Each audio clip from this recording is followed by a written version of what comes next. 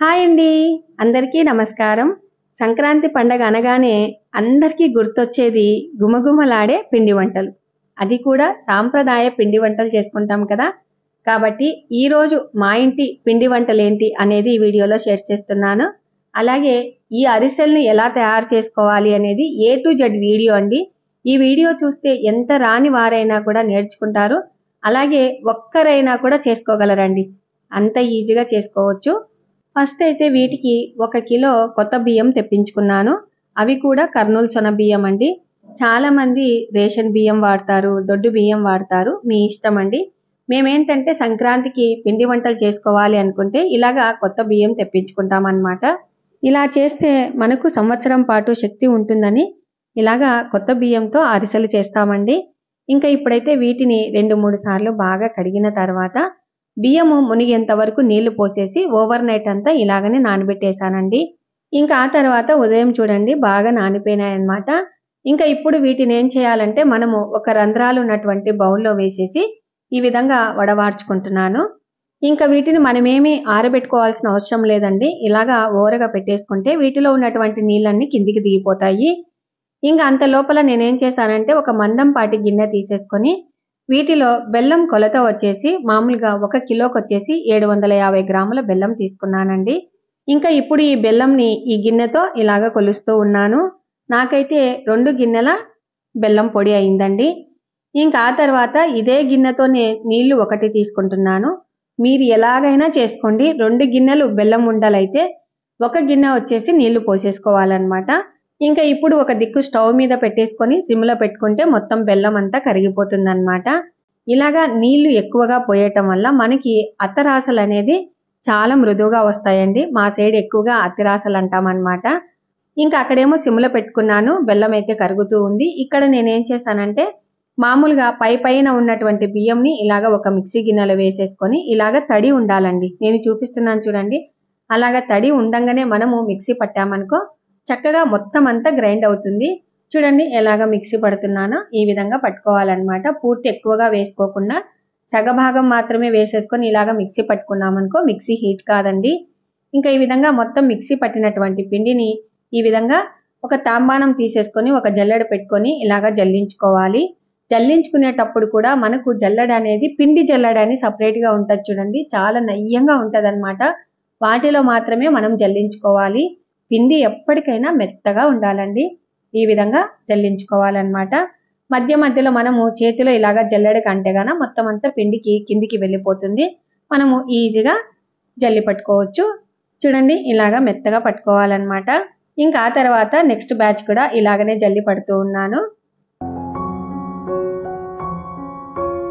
ఇంకా లాస్ట్లో కొంచెం మనకు రవరవగా ఉంటుంది కదా, అది కూడా ఒక్కసారి మిక్సీ పట్టుకొని వచ్చి ఇలాగా జల్లి పట్టేశాను. ఇంకా ఆ తర్వాత వీటిలో 1 గుప్పెడు గోధుమ పిండి వేస్తూ ఉన్నాను.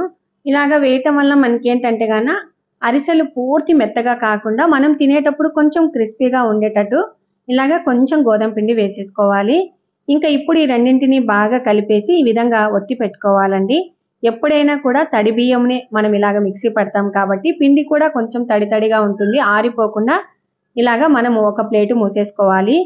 ఇంకా ఆ తర్వాత మనం ఏం చేయాలంటే వీటిలో యాలకుల పొడి వేయాలి కదా, కాబట్టి మనము మిక్సీ ఎలా పట్టుకోవాలి అంటే ఒక 6, 7 యాలకులు ఇలాగ వేసేసి వాటితో పాటుగా కొంచెం చక్కెర వేసేసి మనం మిక్సీ పట్టుకున్నామనుకో మెత్తగా గ్రైండ్ అవుతుందండి.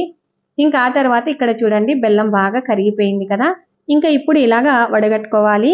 ఇలాగ వడగట్టుకుంటేనే మనకు వాటిలో ఉన్నటువంటి ఏదైనా డస్ట్ ఉంటుంది కదా, సో అదంతా ఇలాగ వస్తుందన్నమాట. వడగట్టుకోకుండా మనం పాకు పట్టామనుకో మనకు అరిసెలు అనేది కసకస అనే అంటాయన్నమాట. అలా కాకుండా ముందుగానే ఇలాగ వడగట్టేసుకొని ఆ తర్వాత మనము మీడియం ఫ్లేమ్లో పెట్టుకొని ఇంకా ఇప్పుడు ఇలాగా పాకం పట్టుకోవాలండి. పాకం పట్టేటప్పుడు కూడా ఈ విధంగా మనము బాగా కలుపుకోవాలన్నమాట. మీరు అనుకోవచ్చు కొంచెం నీళ్లు పోసి పాకం పట్టొచ్చు కదా అని, అలా ఎప్పుడు అనుకోవద్దండి. కొంచెం నీళ్లు పోసేసి మనం పాకం పడితే తొందరగానే పాకం వస్తుంది, కానీ అరిసెలు అనేది కటుగ్గా ఉంటాయన్నమాట. కాబట్టి నేను చెప్పినట్టుగా మీరు నీళ్లు పోసేసి ఈ విధంగా మీరు పాకం పట్టుకోండి. చాలా చక్కగా మృదువుగా వస్తాయన్నమాట. ఇంకా ఇప్పుడు ఇలాగా మనము కలియబెడుతూ ఉండగానే మనకేంటంటే ఈ నురగ బంగారు వర్ణంలో నురగలాగా పైకి వస్తూ ఉంటుందన్నమాట. కాబట్టి కొంచెం సేపు ఆగిన తర్వాత మళ్ళీ కలియబెడుతూ ఉండాలి. మనకు ఆటోమేటిక్గా గరిటెలో పాకం అనేది కొంచెం చిక్కబడినట్టుగా కనిపిస్తుంది. అలాంటప్పుడు మనం ఏం చేయాలంటే ఒక ప్లేట్ తీసేసుకొని కొంచెం నీళ్లు పోసుకొని మనం పాకం అనేది చెక్ చేసుకోవాలండి. ఇంకా ఇప్పుడు పాకం వేసేసాను కదా, పక్కకంతా పోయింది కదా. ఇది చాలా లేత పాకండి, ఇలాగా మనం ఎప్పుడు చేసుకోకూడదన్నమాట. ఇంకా ఆ తర్వాత మళ్ళీ ఒక్కసారి ఎప్పుడైనా పాకం చెక్ చేసుకోవాలి అంటే మళ్ళీ ఒక్కసారి అలాగా బాగా కలియబెట్టి ఆ తర్వాత పాకంని తీసేసుకొని మళ్ళీ ఒక ప్లేట్లోకి వేసేసుకోవాలి. ఆ ప్లేట్లో పాత నీళ్లు కింద పోసి కొత్త నీళ్లు పోసేసుకొని మనము పాకం చెక్ చేసుకోవాలండి. ఇంకా ఇప్పుడు చూడండి, ఇలాగ వేస్తూ ఉన్నాను. చూడండి, నీళ్ళల్లో చక్కగా నిలబడిపోయింది కదా. ఇప్పుడు కరెక్ట్ పాకం అన్నమాట. ఇంకా ఇప్పుడు ఈ పాకంని మనము ఇలాగ దగ్గరికి చేర్చేసి చేతికి తీసుకుంటే మనకు జెల్లులాగా ఉండాలి, కిందికి వేస్తే పాదరసం లాగా ఉండాలి. అలాగా ఉంటేనే మనకు అరిసెలు అనేది మృదుగా వస్తాయండి. మనకు మామూలుగా అంటే బుడ్డపప్పులతో మనం పాకం పట్టుకుంటాం చూడండి, ఆ పాకు వేరన్నమాట. ఆ పాకు తీసుకొని మనం ఇలాగ ప్లేట్లో వేసేస్తే టంగ్ అని శబ్దం రావాలి. దీనికి అలా అవసరం లేదండి. ఇలాగ చేతికి తీసేసుకొని చేతి పన్న ఇలాగ అంటే పాకం చేతితో పాటు ఇలాగ రావాలన్నమాట. మీరు వీడియోలో బాగా గమనించండి, మీకే అర్థమవుతుంది. చూడండి, ఇలాగ చేతిలో తీసుకుంటూ ఉన్నాను కదా, ఇలాగ రావాలన్నమాట. ఇలాగ చేతిలో పారిపోయినట్టుగా ఉండాలి. ఇలాగ బొటన వేలుతో అంటే ఇలాగ మనకు ఉండలాగా రావాలి. కింద నీళ్ళల్లో ఇలాగ వేసేస్తే పక్కకు కొంచెం అలాగ పోయినట్టుగా ఉండాలి. అలాగా ఉండాలండి, గట్టిగా ఉండకూడదు అనమాట. మనకు గట్టిగా అయిందనుకో అరిసెలు అనేది గట్టిగా అయిపోతాయండి. అలాగా ఎప్పుడు చేసుకోవద్దు, ఇలాగనే పాకం పట్టుకోవాలన్నమాట. ఇంకా ఇప్పుడు స్టవ్ ఆఫ్ చేసిన తర్వాత గిన్నెను కిందికి దించుకొని వీటిలో నేనేం చేశానంటే కొంచెంగా నెయ్యి వేసేసి అలాగే 1/2 టీ స్పూన్ యాలకల పొడి వేసేసుకోవాలండి. చాలా మంది కొబ్బరి పొడి కూడా వేసుకుంటారు, కానీ కొబ్బరి పొడి వేయటం వల్ల మనకు చేసినప్పుడు మాత్రమే బాగుంటాయి. ఎక్కువ రోజులైతే కొంచెం పులుపులాగా అనిపిస్తాయి అన్నమాట.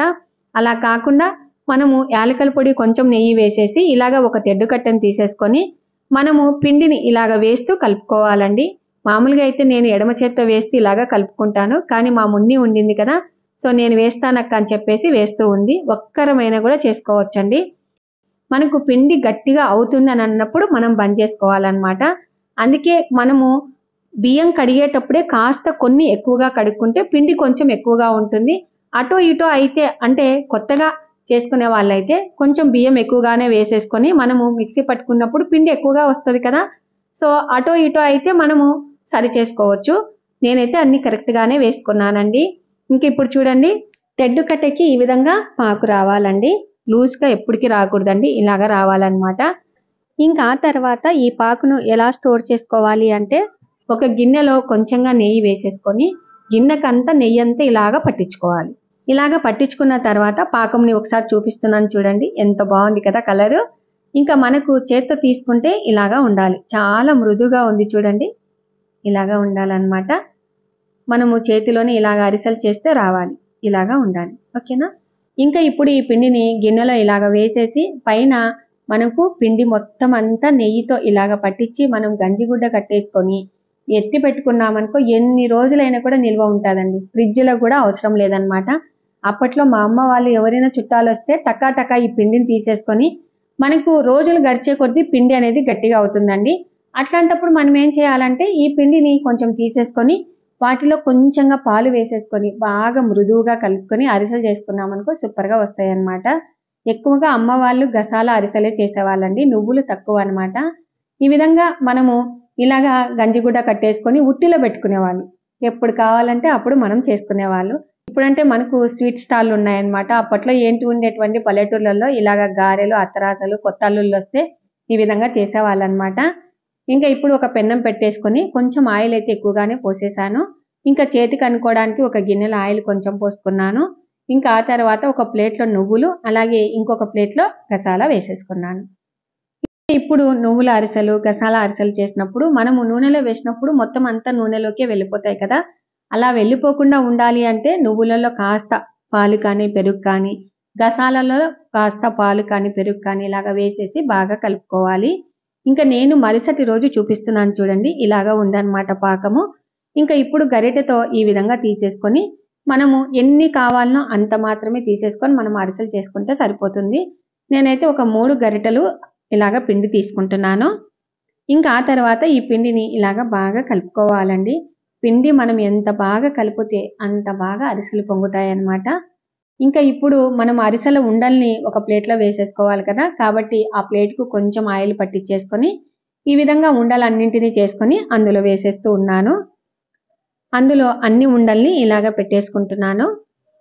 ఇంకా ఇప్పుడు మామూలుగా మనం చేసుకోవటానికి మామూలుగా బటర్ పేపర్ ఉన్నా పర్వాలేదు, లేదు అంటే ఇలాగ ఆయిల్ కవర్స్ ఉంటాయి కదా, వాటిలోనైనా కూడా ఇలాగ పెట్టుకొని చేసుకోవచ్చు. సో ఇప్పుడు నువ్వులలో ఈ విధంగా డిప్ చేసేసి ఇలాగా ఒత్తుతూ ఉన్నాను. మనకు ఎప్పుడైనా కూడా అరిసెలు పూర్తిగా పలుచగా చేసుకోకూడదండి, అటు పూర్తిగా మందంగా కూడా చేసుకోకూడదు అనమాట. మీడియం రకంగా చేసుకుంటే మంచిగా పొంగుతాయి అన్నమాట. మనము మందంగా చేసుకున్నాము అనుకో అరిసెలేమో బాగా పొంగుతాయి, కానీ లోపల పిండి పిండిలాగా ఉంటుందన్నమాట. అలా చేసుకోకుండా ఇలాగా ఈ మాత్రం మందం ఉండేలాగా చేసుకోవాలండి. ఇంకా ఇదే విధంగానే ఒక 3 చేసి చూపిస్తున్నాను. చాలా మందికి నువ్వులు వేసినటువంటి అరిసెలంటే చాలా ఇష్టము, కానీ మా ఇంట్లో ఎక్కువ శాతము గసాల వేసినటువంటి అరిసెలైతేనే ఎక్కువగా ఇష్టపడతారండి.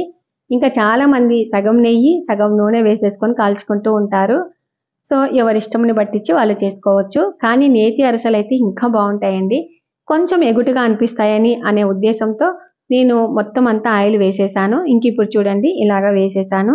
మనం ఆయిల్ బాగా కాగిన తర్వాత మీడియం ఫ్లేమ్లో పెట్టుకొని వీటిని కాల్చుకోవాలండి. అప్పుడు లోపల పిండి పిండిగా ఉండకుండా చక్కగా మొత్తం బాగా కాలుతాయి అన్నమాట. ఇంకా ఇప్పుడు చూడండి అరిసె పైకి వచ్చింది కదా, ఇప్పుడు మనం ఏం చేయాలంటే గరిటె తీసుకొని అరిసె మీద ఇలాగ నూనె పోసేయాలి, ఇంకా బాగా పొంగుతాయండి. ఫస్ట్ మాత్రమే ఇలాగ చేసుకోవాలి, మిగతా అరిసెలన్నీ వాటంతటికి అవే పొంగుతూ ఉంటాయి అన్నమాట. ఒక అరిసె పైకి రాగానే ఇంకొక అరిసె వేసేసుకుంటే సరిపోతుంది. చూడండి ఇలాగా ఈ రంగు వచ్చేలాగా మనము కాల్చుకోవాలన్నమాట. ఇంకా ఆ తర్వాత నెక్స్ట్ అరిసె కూడా ఇలాగ పొంగింది. ఇంకా ఆ తర్వాత గసాల అరిసెలు చేస్తూ ఉన్నానండి. మీ సైడ్ అరిసెల్ని ఏమంటారు అనేది కూడా ఖచ్చితంగా కామెంట్ చేయండి. మా సైడ్ అయితే అత్తిరాసలు అని అంటారు, కొంతమంది అప్పలని అంటారు, ఒక్కొక్కరు ఒక్కొక్క విధంగా పిలుచుకుంటారనమాట. ఇది చూడండి దానంతటికి అదే పైకి వచ్చింది కదా, ఎంత బాగా పొంగింది కదా, పూరీల్లాగా పొంగుతాయండి ఇలాగా చేస్తే. చక్కగా నేను చెప్పినట్టుగా మీరు ఈ విధంగా ట్రై చేసి చూడండి, చాలా అంటే చాలా బాగా వస్తాయి. ఒక్కరైనా కూడా ఒంటి చేత్తో ఈ విధంగా మనము పిండి వంటలు తయారు చేసేసుకోవచ్చు. ఇంకా వీటిని మాత్రం మామూలుగా కొంతమంది ఏంటంటే ఇంకొక గరిటె పెట్టి ఇలాగ ఒత్తుతూ ఉంటారు. మేమైతే అసలు ఒత్తమండి. ఇలాగా ఒక బౌల్ తీసేసుకొని వాటి మీద రంధ్రాలు ఉన్నటువంటి ప్లేట్ పెట్టేసుకొని ఈ విధంగా అత్తరాసలన్నింటినీ ఇలాగా ఓరగా పెట్టుకుంటాం అన్నమాట. మొత్తం వాటిలో ఉన్నటువంటి ఆయిల్ అంతా కిందికి వెళ్ళిపోతుంది.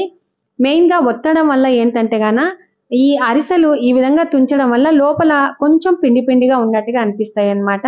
కాబట్టి మా అక్క వాళ్ళు కానీ మేము కానీ అరిసెలు చేసినప్పుడు ఇంకొక గరిటెతో ఒత్తమండి, ఇలాగనే చేసేసి ఈ విధంగానే పెడతాము. వాటిలో ఉన్నటువంటి ఆయిల్ అంతా కింద గిన్నెలోకి వస్తుంది. ఇంకా మీరు ఎక్కువగా చేసుకున్నప్పుడు కూడా రంధ్రాలు ఉన్నటువంటి బౌల్స్లో పెట్టేసుకొని ఒక్కొక్క బ్యాచ్ మనం టిఫిన్లో వేసేసుకుంటే సరిపోతుంది అనమాట. మెయిన్గా ఈ పండగకి ఎక్కువ మంది సకినాలు, జంతికలు, నువ్వుండలు, అలాగే సున్ని ఉండలు ఈ విధంగా రకరకాల వంటలు చేసుకుంటారు. కానీ చాలా మంది ఏంటంటే సంక్రాంతి వస్తుంది అంటే 10-20 రోజుల ముందే ఇలాగా పాకం పట్టి పెట్టుకుంటారండి, ఎప్పుడు కావాలంటే అప్పుడు చేసుకోవచ్చని. ఇలాగ ఎందుకు చేసుకుంటారు అంటే మనకు చలికాలంలో ఎక్కువగా చలి పెడుతూ ఉంటుంది కదా, మనకు వేడిని పెంచేటటువంటి వంటలండి. కాబట్టి తప్పకుండా మీరు ఇలాగ ట్రై చేసి చేసేసుకోండి, అంటే ఉష్ణోగ్రతను పెంచేటటువంటి వంటలు అన్నమాట. ఇంకా ఇప్పుడు మీకోసమని ఒక అరిసెని ఇలాగా ఒత్తి చూపిస్తున్నాను చూడండి. ఈ అరిసె ఎలా ఉంది అనేది కూడా చూపిస్తాను. టోటల్గా నేను మాత్రం కొంచెం మాత్రమే అరిసెలు చేసి పెట్టాను. ఇవి మనము అప్పటికప్పుడు చేసుకొని మనం తింటే చాలా రుచిగా ఉంటాయి. కానీ మనం ఈ విధంగా చేయటం వల్ల కూడా చాలా మృదువుగా, తినేటప్పుడు కొంచెం క్రిస్పీగా ఉండేటట్టుగా కొంచెం గోధుమ పిండి వేసాం కదా, చాలా అంటే చాలా చక్కగా ఉంటాయండి. చూడండి ఎంత బాగున్నాయి కదా. ఇంక ఇక్కడ చూడండి ఆయిల్ అంతా కిందికి వచ్చేసింది. ఇలాగ పెట్టుకోవాలన్నమాట. మనము ఓరగా ఇలాగ నిలువుగా పెట్టేసుకుంటే వీటిలో ఉన్నటువంటి ఆయిల్ అంతా మొత్తం కిందికి వచ్చేస్తుంది. ఇంకా ఆ తర్వాత ఒక అరిసెను చూపిస్తున్నాను చూడండి, ఎంత మృదువుగా ఉంది కదా, మితువుగా ఉంది చూడండి. చూడండి ఎంత బాగుంది కదా, ఇలాగా కాల్చుకోవాలన్నమాట. ఇంకా ఆ తర్వాత మనం గరిటెతో ఒత్తాం చూడండి, ఆ అరిసెను చూడండి ఇలాగా మనకు మధ్యలో పిండి పిండిగా ఉంటుందన్నమాట. కాబట్టి మేమైతే ఎక్కువగా ఇలాగ ఇష్టపడము. ఇంకా ఆ తర్వాత ఇంకొకటి చూడండి, అరిసె పొరలు పొరలుగా వచ్చింది, ఇలాగా చేసుకోవాలన్నమాట. ఇంకా నెక్స్ట్ వచ్చేసి వీటిలోకి కాంబినేషన్గా ఒక్క చుక్క ఆయిల్ పీల్చుకోకుండా ఉండేటటువంటి కారాలను తయారు చేసుకుందాము. ఫస్ట్ అయితే ఒక గ్లాసు నిండా ఈ విధంగా మినపప్పును తీసేసుకొని ఈ విధంగా కుక్కర్లో వేస్తూ ఉన్నాను. మీరు ఒకవేళ మినప గుండ్లనైనా కూడా తీసుకోవచ్చు. ఇంకా ఇప్పుడు వీటిని 2-3 సార్లు బాగా కడిగిన తర్వాత వీటిలోకి ఎసురు వచ్చేసి 2 గ్లాసుల నీళ్లు మాత్రమే వేసేయాలండి. ఇంకా ఆ తర్వాత వీటికి కుక్కర్ మూత పెట్టేసి విజిల్ పెట్టుకోవాలి. ఇంకా ఇప్పుడు ఒక తాంబానం తీసేసుకొని మనం ఏ గ్లాసుతో అయితే మినపప్పును కొలిసామో అదే గ్లాసుతో 4 గ్లాసుల బియ్యపిండిని వేసేసుకోవాలి. ఈ బియ్యపిండి కూడా మేము మామూలుగా బియ్యంని 2-3 సార్లు బాగా కడిగి ఆరబెట్టుకుంటామండి. సో అది కూడా నీడనే ఆరబెట్టేసుకొని మనం ఎప్పుడైతే గిర్ని పట్టించుకోవాలని అనుకుంటామో అప్పుడు ఎండలో కొంచెం సేపు పెట్టేసుకొని ఒక బాక్స్ నిండా వేసి పంపిస్తే ఈ విధంగా మెత్తగా ఆడిచి పంపిస్తారు. ఇంకా ఇప్పుడు వీటిలో కాస్త ఉప్పు అలాగే కొంచెంగా కారం వేసేసి ఇలాగ కలుపుకోవాలి. ఈ కారాలకు అసలు కారం వేయనవసరం లేదండి. కానీ మా ఇంట్లో వాళ్ళు కారం కావాలంటారు కాబట్టి కాస్త కారం వేసేసాను. ఇంకా ఆ తర్వాత గుంతలాగా ఇలాగ చేసేసుకొని వాటిలో నేను చూపించిన విధంగా అరగుప్పెడు నువ్వులు అలాగే కొంచెం వాము ఎక్కువగా వేసుకుంటే బాగుంటుందండి. అక్కడ ఆయిల్ వేడిగా ఉంది కదా, వేడి ఆయిల్ ఇందులో పోసేసి మనం ఇలాగ కలుపుకోవాలన్నమాట. ఈ విధంగా వేడి ఆయిల్ పోయటం వల్ల వాము కానీ నువ్వులు కానీ వేగినట్టుగా వస్తాయండి. ఇంకా ఇప్పుడు బాగా కలుపుకున్న తర్వాత నెక్స్ట్ ఇక్కడ విజిల్ పోయింది చూడండి, బాగా ఉడికిపోయింది కదా మినపప్పు. ఇంకా ఇప్పుడు ఈ మినపప్పును ఒక మిక్సీ గిన్నె తీసేసుకొని మనం అందులో వేసేసుకోవాలి. ఇంకా ఆ తర్వాత వీటిలో మనం మామూలుగా నేనైతే ఇప్పుడు ఒక సగం గ్లాసు నీళ్లు పోసేసి మిక్సీ పట్టిన తర్వాత మళ్ళీ ఒక సగం గ్లాస్ పోసేసి మిక్సీ పట్టుకొని వచ్చానండి. చూడండి ఇలాగా ఈ విధంగా ఉండేటట్టుగా మనం మిక్సీ పట్టుకోవాలి. పిండిని చూసారా ఇలాగా పట్టుకోవాలన్నమాట. ఇంకా ఇప్పుడు ఈ మిశ్రమంని ఈ పిండిలో వేసేసి కలుపుకోవాలండి. ఈ విధంగా మనము బాగా కలుపుకోవాలన్నమాట.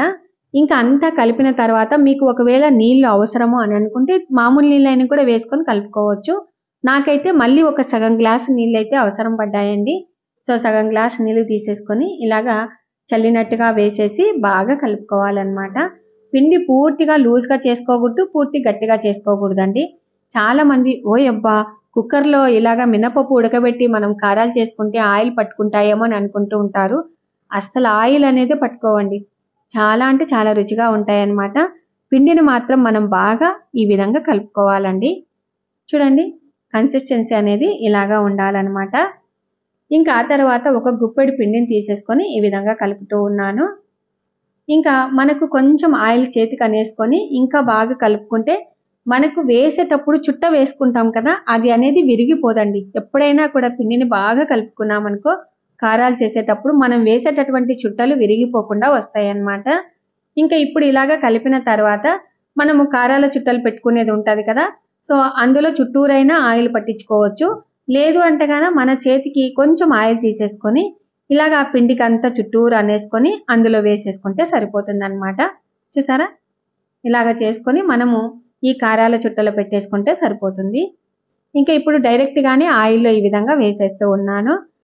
మనము వేసేటప్పుడు సిమ్లో పెట్టుకొని వేసిన తర్వాత మనము హై ఫ్లేమ్లో పెట్టుకోవాలండి. అప్పుడు ఆ చుట్ట అనేది దానంతటికి అదే నురుగుపోయి పైకి వస్తుంది అనమాట. అప్పుడు మాత్రమే మనం తిప్పేసుకోవాలి. ఓకేనా, ఇలాగా తిప్పేస్తూ ఉన్నాను. ఇంకా తర్వాత ఈ కలర్ వచ్చేలాగా మనం వేయించుకోవాలండి. మనం కారం వేయకపోతే ఈ కారాలు అనేది మనకు తెల్లగా వస్తాయన్నమాట. నేను కొంచెం కారం వేసాం కాబట్టి ఈ కలర్లో వచ్చాయండి. ఇంకా ఇదే విధంగానే మొత్తం కారాలన్నింటినీ చేసేసాను. ఇంకా ఒకవేళ అంటే డైరెక్ట్గా వేయలేని వాళ్ళు ఇలాగా ఒక ఆయిల్ కవర్ మీద ఈ విధంగా మనం ఒత్తేసుకొని అయినా కూడా చేసుకోవచ్చు. చూడండి ఇలాగా ఒత్తుతూ ఉన్నాను. ఇంకా ఇప్పుడు ఆయిల్లో వేస్తూ ఉన్నాను.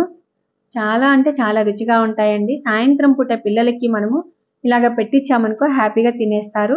ఇది ఆరోగ్యానికి కూడా మినపప్పుతో చేసినటువంటివి కాబట్టి చాలా బాగున్నాయండి.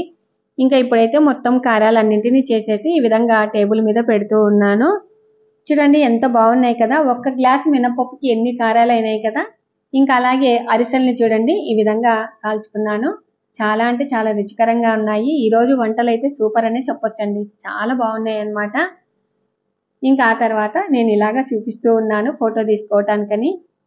చూసారు కదండి ఇవాల్టి వీడియో. తప్పకుండా నేను చెప్పినట్టుగా ఒక్కరైనా కూడా సింగిల్ హ్యాండ్తో మనం ఈ విధంగా వంటలు చేసుకోవచ్చు. తప్పకుండా ట్రై చేయండి. నేను చెప్పినటువంటి టిప్స్ పాటించండి. ఇవాల్టి వీడియో మీకు నచ్చినట్లయితే లైక్ చేయండి, షేర్ చేయండి, సబ్స్క్రైబ్ చేయండి. Thank you for watching. Bye అండి.